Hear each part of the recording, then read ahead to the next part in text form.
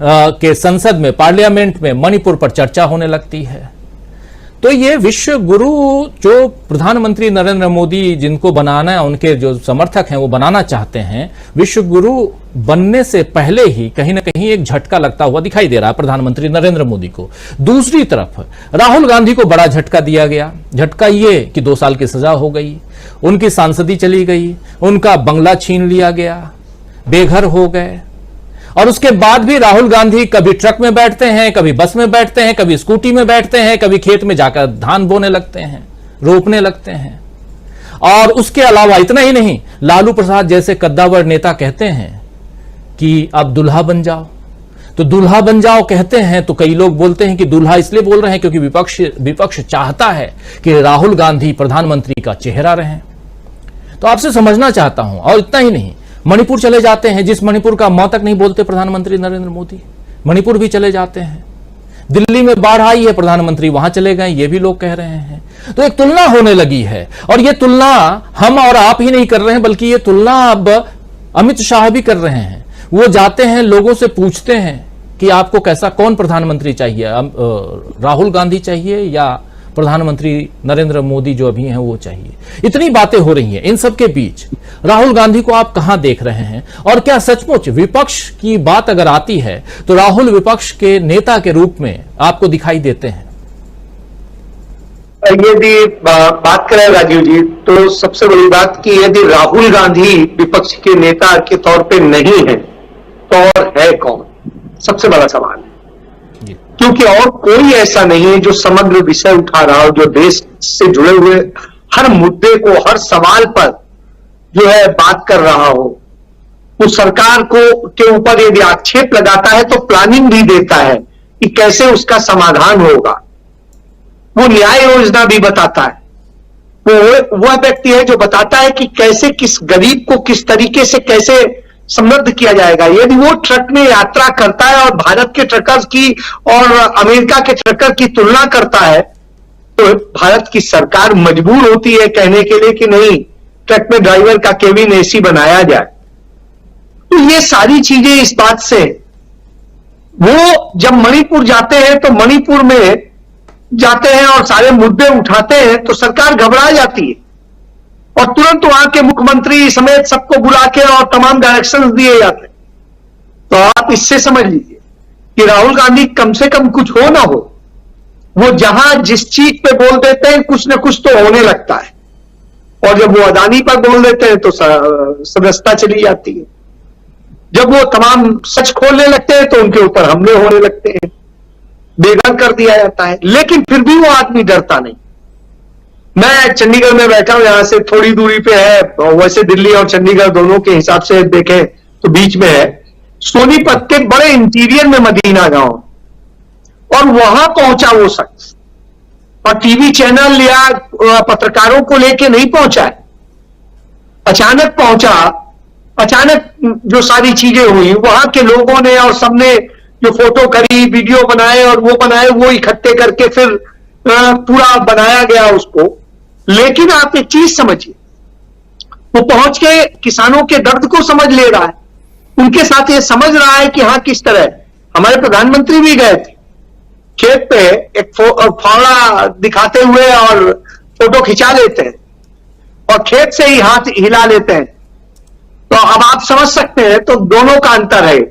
एक कीचड़ में और सब चीज में समझते हुए जाता है, ऐसे करता है, तो उससे तो ये अंतर है कि राहुल गांधी नहीं तो और कौन। और इस समय जब आप बात कर रहे हैं, देश के 4 राज्य बुरी तरीके से बाढ़ की स्थिति झेल रहे हैं। चंडीगढ़ केंद्र शासित राज्य है और चंडीगढ़ के इतिहास में पहली बार उतनी विभत्स स्थितियां हुई उस समय हुई जब स्मार्ट सिटी बनाने के नाम पर लूट हुई है। तो अब आप समझिए, जो जन्म से स्मार्ट सिटी था उसे स्मार्ट बनाने के नाम पर सैकड़ों करोड़ रुपया कहां पर लूट गए पता नहीं, लेकिन साहब वहां पर बारिश और इन सब चीजों में यह स्थिति हुई जो चंडीगढ़ के इतिहास में आज तक 70 साल में नहीं हुआ, वो हालत हुई। आप देखिए, आपदा आई जितना पानी की बारिश की जो आपदा आई, वो सबसे बड़ी आपदा हिमाचल में आई है। हिमाचल के मुख्यमंत्री ने यह रोना नहीं रोया कि केंद्र हमें मदद नहीं कर रहा है, हमारे पास ये नहीं है, हमारे पास फंड नहीं है, कुछ नहीं है। मुख्यमंत्री ने हवाई दौरा किया और लग्जरियस नहीं किया, बिल्कुल सबसे सस्ते प्लेन में किया, और वो दौरा करके पूरी रिपोर्ट को समझा, हेलीकॉप्टर से किया। और उसके बाद में वो करने के बाद में वो आदमी उस जगह उतर गया जहां पर सबसे ज्यादा समस्या थी, और उतर करके खुद पहुंचा और सारा जायजा लेकर के एक एक चीज का डायरेक्शन दिया, वो किया, और जमीन पर लोगों से 1 to 1 मिलने का काम किया। 50,000 लोग फंसे हुए थे, उससे ज्यादा। उस आदमी ने 36 घंटे में, आज तक हिंदुस्तान के इतिहास में, हिस्ट्री में यह इतिहास है कि 36 घंटे में उसने 50,000 लोगों को सुरक्षित जगह पहुंचाया है, बगैर किसी से रोना रोए, और 12,000 वाहनों को बचाया है। तो साहब ये हुआ है, राहुल गांधी ने डे टू डे मतलब उनसे रिपोर्ट ली है, और जिस तरीके से इसको कहा है कि हां इसे एक आइडियल होना चाहिए, कैसे होगा यह आप सोचिए।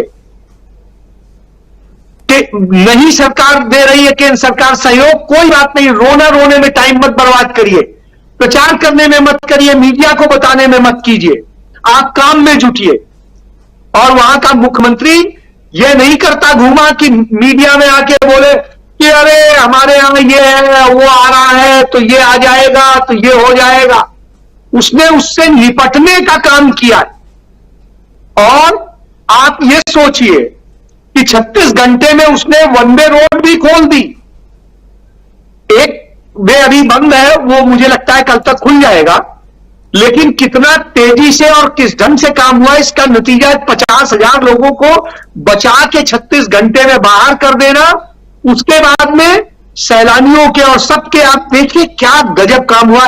ये राहुल गांधी, इसलिए राहुल गांधी चाहे पक्ष में हो या विपक्ष में, दोनों जगह उनके पास विजन है, उनकी टीम के पास विजन है। तीसरी चीज, जो सारे हालात सामने हैं, सब चीजें हैं, प्रधानमंत्री तो न महंगाई का मां बोल पा रहे हैं, न मणिपुर का मां बोल पा रहे हैं, बाकी भी बहुत सारे मां हैं, लेकिन साहब राफेल खरीदने के लिए भागे चले जाते हैं, विदेश की तफरीह करने चले जाते हैं।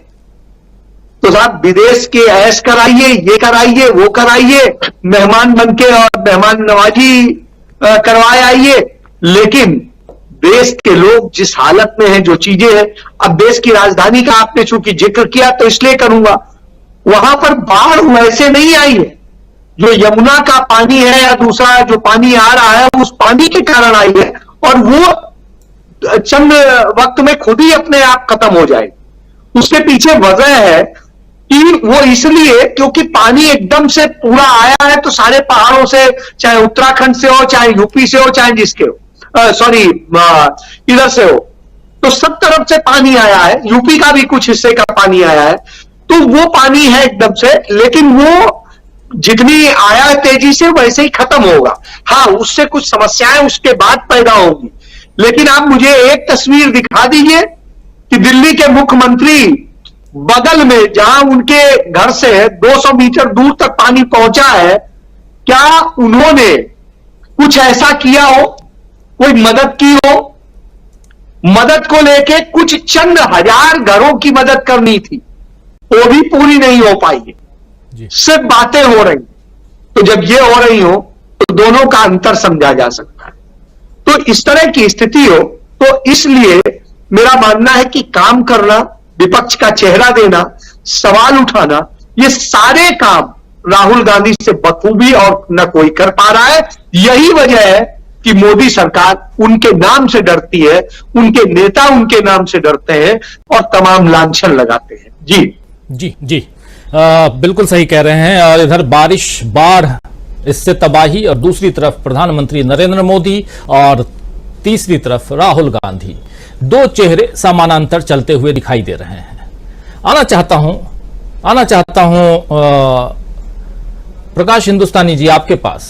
आपसे समझना चाहता हूं कि क्या विपक्ष जो है, अब चूंकि सोमवार और मंगलवार को 2 दिन बैठक होनी है बेंगलुरु में, विपक्ष